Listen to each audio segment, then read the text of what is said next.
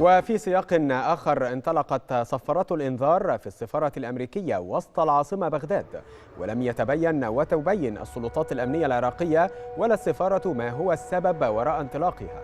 ومن ناحية أخرى أعلن الجيش العراقي أن عملياته أسفرت عن مقتل قيادي في تنظيم داعش الإرهابي، إضافة إلى إلقاء القبض على آخرين في بوغريب.